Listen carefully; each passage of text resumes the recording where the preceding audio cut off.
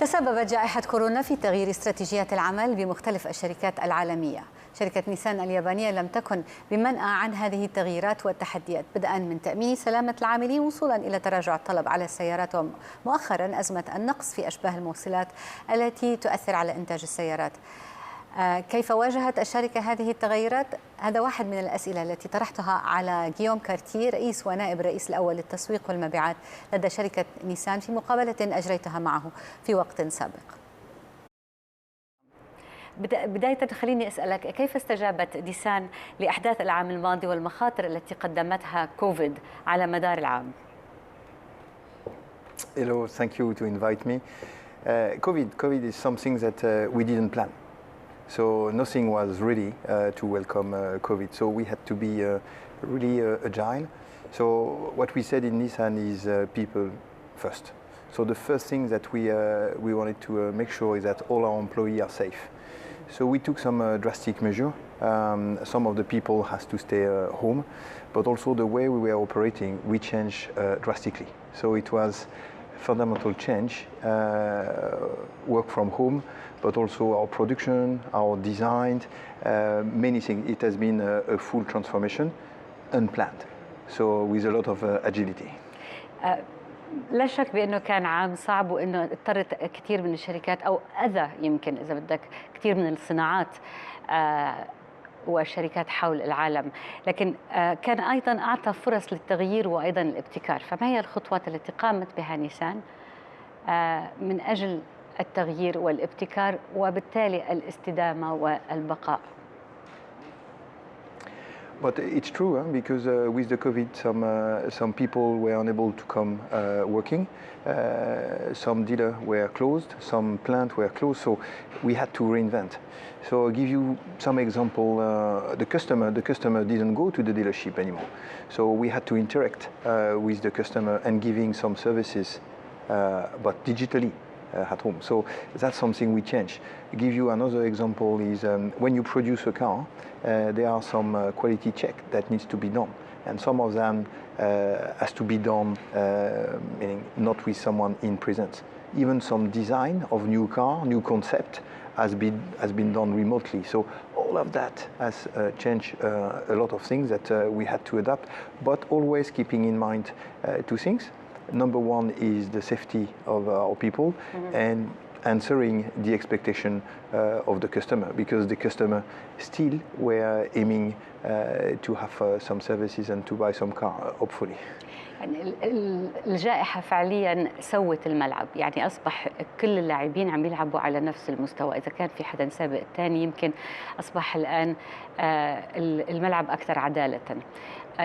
في عالم ما بعد كوفيد الآن، كيف تستطيع نيسان أن تميز نفسها، أو كيف ستميز نفسها نيسان بين المنافسين الآخرين؟ So there is one thing that we put in place, and we call it shop at home. So in fact, and it was provoked by the COVID, is to say some of our customers at home, they want to buy a car or they want to have a service. How can we do? And that's what we have put in place. So shop at home. So if you want to buy a car, you can buy a car online and the car will be delivered at home.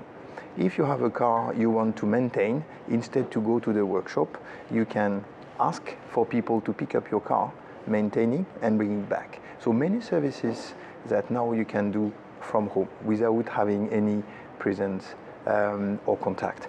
And that's something that will last, something that was unique. We have been quick, and we can see that the number of times that our customers are going to dealership is decreasing. So we are offering that service, and that will stand, that will stay.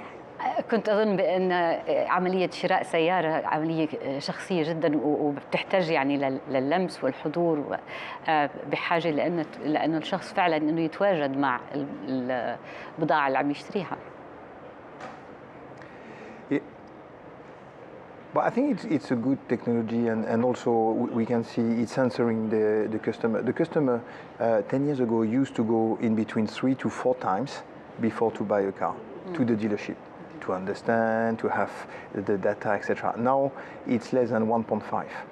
So it doesn't mean that the number of contacts is less, but some are done in presence and some are done remotely. And that's where we need to make sure that we improve our communication and we increase our quality of interaction through digital media. هذا بالنسبة لعمليات البيع. ماذا عن عمليات التصنيع؟ لا شك بأنه أيضا الجائحة أدت كانت إحدى نتائجها طبعا كسر سلاسل التوريد حول العالم بشكل خاص. كيف قدرتوا تأمنوا المكونات اللي بتحتاجونها؟ وعلى وجه التحديد هل يشكل قلة أشباه الموصلات بالوقت الحاضر حول العالم هل تشكل مصدر قلق لكم؟ Well, why are we in front of a difficulty? Because when the COVID came, the market globally decreased by half. So it used to be 100, became 50. So when you are in front of that situation, you stop to have the supplier. And then the market coming back. So here in GCC, we are the same level than last year, but we were in April at 40%. So the question is, when do you ask the parts to come to produce? And you have always a big bet, and it's difficult to anticipate it quickly. So that's the one that you need to understand what will be the demand in 6 months or 1 year. And hopefully I'm optimistic. I think it will be higher in 2021 than 2020, but also 19, which was the reference without COVID. So we are planning as such.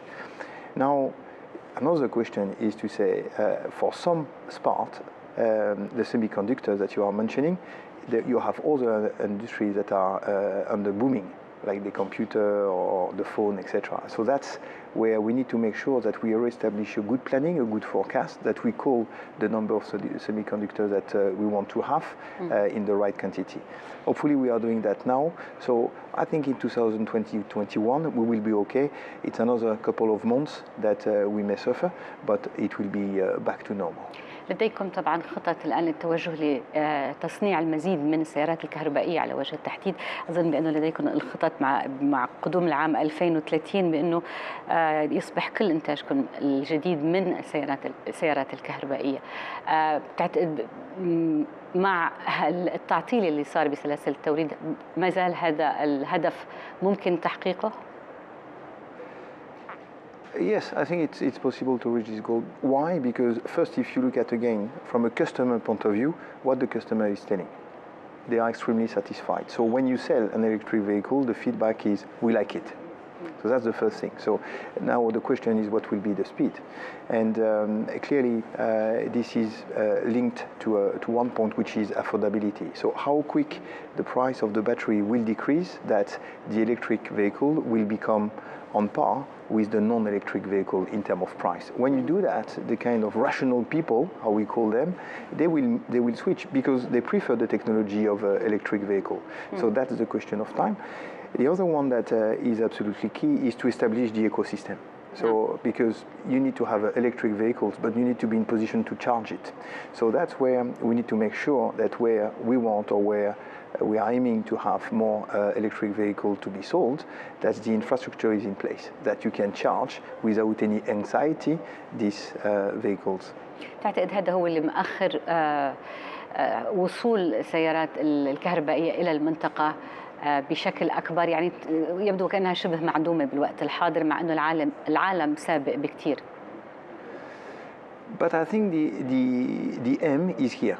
So we are moving from the kind of what we call early adopters, just looking for the technology, so a real desire to put those technology in place. And speaking with the authorities, the number of chargers is increasing, the willingness to promote the electric vehicles, the Auto Expo that we will be a partner with also mentioned this new mobility. So I think from a kind of, this is a fashionable things, it's becoming something that will attract more the rational people. So I think it will go quick. And if you look at when it starts, it's really quick. You see in Europe, or maybe the best example is Norway. Now the percentage is really higher than the other powertrain.